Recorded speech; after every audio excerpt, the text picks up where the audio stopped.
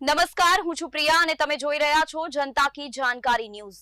નજર કરીએ આજના સમાચાર ઉપર। નકલી પનીર વેચવું ભારે પડ્યું, સુરભી ડેરીના સંચાલક સામે ગુનો નોંધાયો। ગુજરાતમાં વારંવાર નકલી વસ્તુઓ પકડાઈ રહી છે। નકલી વસ્તુઓ વેચતા વેપારીઓ બેફામ બની રહ્યા છે। વારંવાર તંત્ર તપાસ અને દંડ ફટકારતું હોવા છતાં નકલી વસ્તુઓનો વેપાર કરતા વેપારીઓ ભેળસેળયુક્ત વસ્તુઓ વેચવાની દાનત છોડતા નથી। ત્યારે સુરત શહેરના ખટોદરા વિસ્તારમાં સોમાકાંજીની વાડી વિસ્તારમાં આવેલી જાણીતી સુરભી ડેરીના સ્ટોરેજ ગોડાઉન પર સ્પેશિયલ ઓપરેશન્સ ગ્રુપ SOGએ ગુપ્ત માહિતીના આધારે દરોડો પાડ્યો હતો। આ દરોડામાંથી શંકાસ્પદ 754 કિલોગ્રામ પનીરનો મોટો જથ્થો ઝડપી પાડવામાં આવ્યો હતો।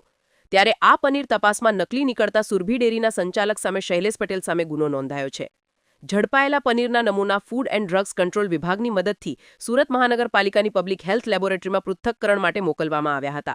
લેબના અહેવાલમાં આ પનીર મનુષ્યના વપરાશ માટે અયોગ્ય અને સંપૂર્ણપણે નકલી હોવાનું જાહેર થયું હતું। તપાસમાં ખુલ્યું કે આ પનીરમાં દૂધની ચરબીના બદલે વનસ્પતિ તેલ, ડિટર્જન્ટ પાવડર તથા અન્ય હાનિકારક રસાયણનો ઉપયોગ કરવામાં આવ્યો હતો।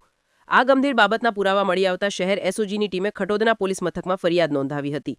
પોલીસે સુરભી ડેરીના મુખ્ય સંચાલક શૈલેષ પટેલ સામે ફૂડ સેફ્ટી એન્ડ સ્ટાન્ડર્ડ એક્ટની જુદી જુદી કલમો હેઠળ ગુનો નોંધી વધુ તપાસ હાથ ધરી છે। આ ઘટનાએ ફરી એકવાર શહેરમાં નકલી ખાદ્ય પદાર્થોના વેપારની સમસ્યા સામે પ્રશ્નો ઊભા કર્યા છે। SOG અને ફૂડ વિભાગે આ મામલે વધુ ડેરીઓ તપાસના દાયરામાં લીધી છે અને આવનારા દિવસોમાં વધુ છાપા પાડવાની તૈયારી કરી છે। હાલ ઝડપાયેલો 754 કિલો નકલી પનીરનો જથ્થો સીલ કરી નાશ કરવાની પ્રક્રિયા શરૂ કરવામાં આવી છે। SOGની આ કાર્યવાહી બાદ ભેળસેળિયામાં ફફડાટ વ્યાપી ગયો છે। રિપોર્ટર સુનિલ ગાંજાવાલા, સુરત। 954 કિલોગ્રામ પનીરનો જથ્થો જે જપ્ત કરેલો એનો જે નમૂનો જે ફેલ જતા ગઈકાલે એક વિશ્વાસઘાત અને મિલાવટની કલમ મુજબ ગુનો દાખલ ખટોદરામાં કરવામાં છે।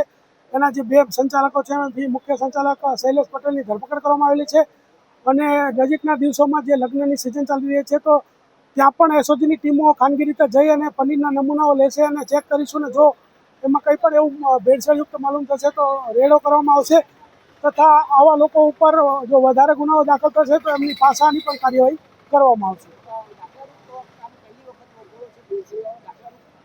આ જે સંચાલક છે એના જે અહીંયા ખટોદરાની યુનિટ છે એમાં એ કઈ રીતે પનીર બનાવતા હતા અને શું કરતા હતા એની પૂછપરછ માટે લાવેલા હતા અને ત્યારબાદ જે છે આગળની કાર્યવાહી ચાલુ છે।